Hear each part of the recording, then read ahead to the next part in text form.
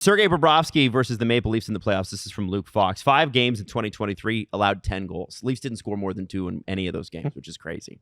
And in 2025, 9 goals in 2 games. 9 goals in 2 games. Listen, that if I had told you going into this series, like, a few nights ago, that the Leafs would have 9 goals in 2 games against Bobrovsky, we'd be like, great, the series is tied 1-1. That's fantastic. Right? Yeah, probably. Right? Like so one of the things that Jesse and I talked about on the pre-show yesterday is like, how do you keep the goals coming? Going into Florida, how do you keep the goals coming, guys? That is a great question. They've done a good job spreading the ice out against the Panthers. The one thing, like, I hated the start for the Leafs in the first and in the second, because the Panthers did a good job of getting away from the Leafs. Leafs were sticky on them in the defensive zone.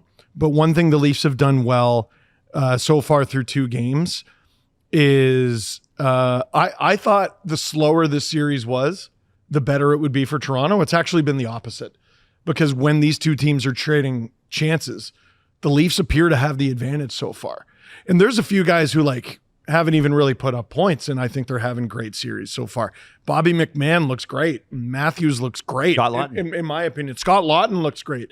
Lorentz finally got on the board with an assist. All 4 lines are generating, though. And that's a tough thing to shut down. Like, they got Ekblad back, and it didn't seem to make much of a difference. And if I'm the Panthers, that's what's giving me pause. And if I'm the Leafs, that's what's making me feel real, real good. Mm-hmm. Well, maybe he'll do some more flying forearms into people's heads and go, I didn't mean to. One thing, so this is going to be more difficult in Florida to do. They have been targeting the hell out of Dmitry Kulikov, and they've been targeting the hell out of Nate Schmidt. So I've noticed that. And just to jump in here, I've noticed that the Leafs are finishing every check, grinding every check. And I know that sometimes, I think Panthers even out-hit them in the first game, but it seemed like the Panthers do that to other teams, right? They soften you up so that by game 7, you can't skate. Got nothing left. It seems like that's what the Leafs are trying to do here.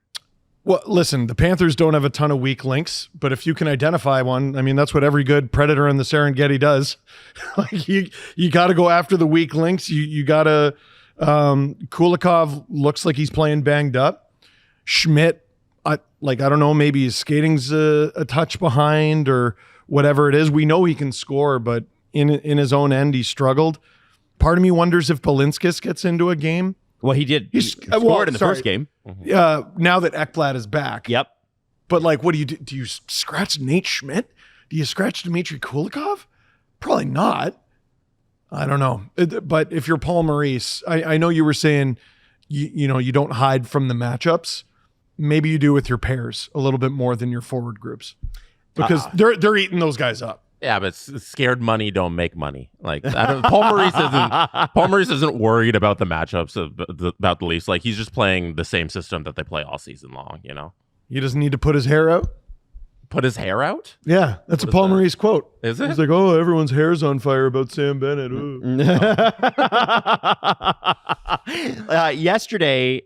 days ago when we did the show, guys. And I'll set this up by saying sometimes when you break up with somebody, you go through a breakup in life, the best revenge is living well, right? Okay. Sometimes in the playoffs, the best revenge is not this, it's playing well. Mm-hmm. And Sam Bennett was a -2 last night. His face-off winning percentage, which was horrible in the first game, got worse again. It did? Yeah. So he was at 35, 36% when I talked to you last time. Yeah. He's now at 33.9%. And that's most of the wins that he has had in the face-off dot happened against Tampa. So he must have lost a few down the stretch. Yes. Because it was a little better when I was paying attention to it in game.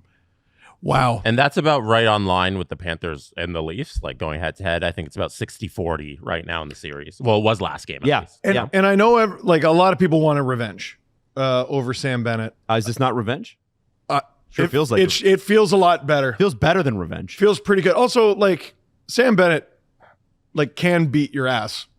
Yeah. I don't know. Did you see last night though, guys? Whenever he got in and around the net, he skated right away. He didn't. There was some hesitations where I think previously he would have just run right through. But because of what happened in game 1, I thought I saw Sam Bennett hesitating a little bit around the net because he knows there are eyes on him. You do that again, you're gone. You're gone. Well, And I wouldn't have been surprised if they called something on him. But you know what was very funny? Did you see the very next night after he took out Stolarz, the goalie interference call against Edmonton? Which one? Oh, what a league. Well, exactly. It was Connor Brown getting his hips pushed into... Yes, that one. I think it was Aiden Hill. Yep. It's very inconsistent. But we know the hive mind speaks. And I wonder if there was a little bit of, let's watch for the goalies tonight. So maybe Bennett got that memo. Or I just don't... I don't think the Panthers, when he was out there, really got pucks in a dangerous position or had the puck at the point or were able to cycle it well. And I think part of that has been Matthew Tkachuk hasn't been all that effective. Mm-hmm. I know he's probably not at 100%. Bennett battled an injury too. I wonder about both those players. But again, you hear the hesitance in my voice. They're going back to Florida. It's going to be tough. Yeah. Patches has 2 back-to-back 2-point games. And Jesse, I'm so glad you caught this on your Twitter. There were 3 fake puck drops to start the third period. And I was just the ref he just wouldn't drop that puck. It was ridiculous. What is it with that, man? Like, I don't understand that. Yeah. Oh, he's waiting for like actual hockey things to happen. Like they have to be lined up in a certain way. There are actually protocols to a face-off and how it works. Like the NHL is the highest league in the world. They want the face-offs to be the most fair as possible. So he is waiting for them to do the appropriate stuff because they've been taking face-offs all their life. So they know how to line up for it, and they're trying to cheat. So he's trying to do his job, but it's not about you. Drop the puck. Yeah. Drop the puck. Yeah, especially to start a period.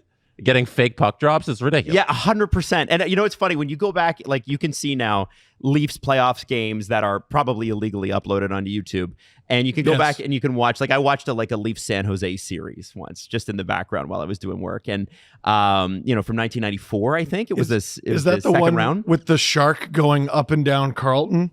The shark fin? I think so. And then the camera goes to Cherry. What are you afraid of sharks or something? He makes this weird face. Yeah. So. What's interesting about the face-offs back then is that they are essentially full rugby scrum before the pucks even drop. The sport's unrecognizable. Like they are like entangled with each other. I'm surprised any face-off ever took place. If you're ever talking to an old head, like I saw on TikTok, people were making fun of like older people going, "Oh, today's game's soft." Mm-hmm. Today's game's not soft. It's just a different game, like entirely. Yeah, I don't think it's soft. You look at the injuries these guys played through. I don't think it's soft. No, it was just the jersey tugging Olympics. Yes. Like forget the beating the crap out of each other and all the slashes with wooden sticks. It was just they were just pulling on each other's clothes. Oh, aluminum sticks. They used to have aluminum sticks, and they used to hit so hard that the skate blades would get dull if they knocked against them. I remember guys having to get off the ice, and they would have to take their skate off because you couldn't pop the blades out. Nope. And get them resharpened, or you'd see them with the stone on the bench trying to. It was crazy. Now, Jesse, post game, obviously you're at the press conferences there. Mm-hmm. What stood out to you on either side in terms of quotes or attitudes or anything? Was there anything? Berube's praise of William Nylander is the thing that stood out the most because, he said kind of what everybody's been wanting to say about Willie, and when he shows up and when he's performing like this, everybody kind of has the same thing about Willie, is that he's the guy who can live up to the hype of a Toronto hockey player. I don't remember when was the last time we had a guy like this who's so unfazed with the media and performs at the highest level in the playoffs. During this Matthews, Marner, Nylander, Tavares era, nobody has stepped up and been that guy, and Berube went out of his way to extend praise onto William Nylander and have an extended answer on him and how good he is in these moments. And he talked about how he's unfazed and how he thrives for those spots as well. In his quote, he talks about how he goes to those moments. He wants to be the guy with the puck on his stick when the game is on the line, when we need that goal. And he has frankly not said that about any other player on the Leafs. And it speaks to who Willie is and how he's performing here in this entire season. I was trying to think back to the early 2000s, and as good as those players were, they didn't exactly have a reputation for being awesome with the media or like loving the attention. The closest I can think of, and this still probably isn't very good, is Gary Roberts. He uploaded a video to his Instagram where he talked about the attention he got in Toronto, and it kept him honest. Like, it kept him dialed. And then when he went to Florida, because ironically, Roberts was both a Panther and a Leaf, with the lack of attention, you can actually take your foot off the gas.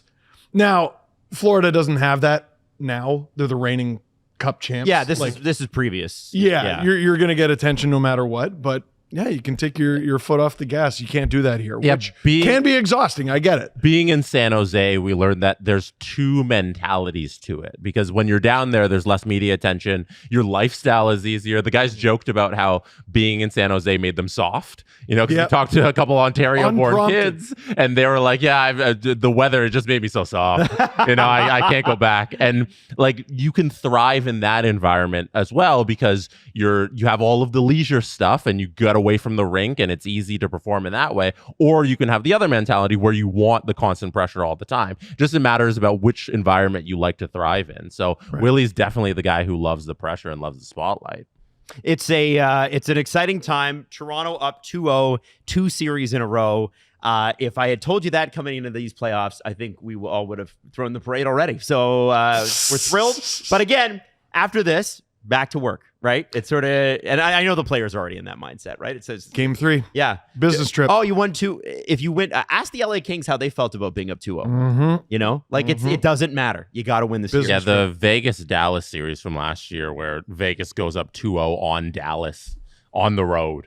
On the road. And you're like, there's no way Dallas wins this series. I was like, oh, Vegas has to win 2 of the next 4 games, and they got a couple at home. They're going 2 of the next 5. 2 of the next 5, sorry, and 3 of those are going to be at home, and they couldn't do it.